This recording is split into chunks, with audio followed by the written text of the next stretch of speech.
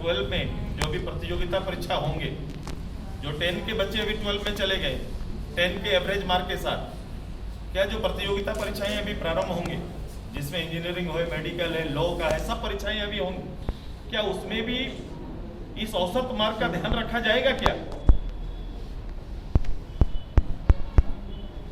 या फिर ये कहें कि जिन लोगों ने डिजिटल व्यवस्था ना होने के कारण अपनी पढ़ाई से नाता जोड़ ना पाया, वो लोग बिल्कुल रूप से इस प्रतियोगिता परीक्षा में अपने आप को वंचित पाएंगे। ये रिजल्ट पहले ही प्रकाशित हो जाएगा।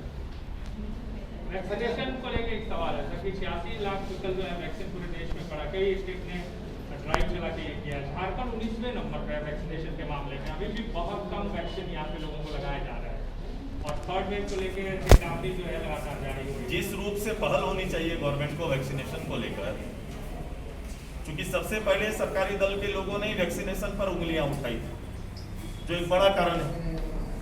और अब चूंकि ये अनिवार्य विषय एकमात्र विकल्प है, क्योंकि आप कोविड को लेकर कोई दवा नहीं बना, एकमात्र अपने शरीर की क्षमता वर्धन के लिए ये टीकाकरण बहुत आवश्यक है ताकि हम उनका मुकाबला कर पाए। तो समाज के अंदर में इनकी अपीलिंग पावर जो है, हम ये कह सकते हैं कि अगर आपके अपील के बाद भी लोग टर्नअप नहीं हो पा रहे, तो समाज के इन वर्गों के बीच में आपकी अपीलिंग जो होनी चाहिए एक दल के रूप में, एक राजनीतिक कार्यकर्ता, एक गवर्नमेंट के रूप में, वो कहीं ना कहीं फेल है, जिस कारण लोग जुड़ नहीं पा रहे हैं और हम 19वें पायदान पर हैं। एक सवाल है, आपने बोला कि प्रदेश में बैकवर्ड के लिए ओबीसी के लिए कोई प्रोग्राम नहीं है, तो क्या सरकार केवल ट्राइबल के विकास को माइंड करके काम कर रही है? मैंने कहा कि सरकार ने दो चीजें तो खो दी है। एक, जो गवर्नमेंट होती है उनकी नजर सबके लिए होती है, और कहीं ना कहीं मैंने सोचने का जो तरीका और जो निर्णय आ रहे हैं उसको संकुचित कहा। राज्य सरकार संकुचित विचार के साथ और सोच के साथ और निर्णय के साथ पूरे राज्य का और राज्य के लोगों का विकास की धारणा अवधारणा नहीं कर सकती। दूसरा, एक कल्याणकारी स्टेट का जो तबका होता है वो तो हम लोग खो चुके हैं। 2 साल से स्टेट के बजट प्लान में भी काम नहीं हो पाया है। एक कल्याणकारी राज्य का जो कल्पना होता है वो हम खो चुके हैं, दर्जा भी हम लोगों ने खो दिया।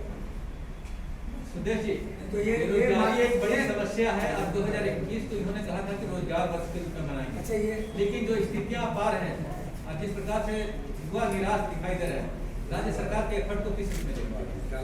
देखो, मैंने शिक्षा रोजगार दोनों पर मैंने आपसे चर्चा में रखा है, और सबसे ज्यादा प्रभाव शिक्षा के बारे में कहा और रोजगार पर प्रभाव पड़ा है।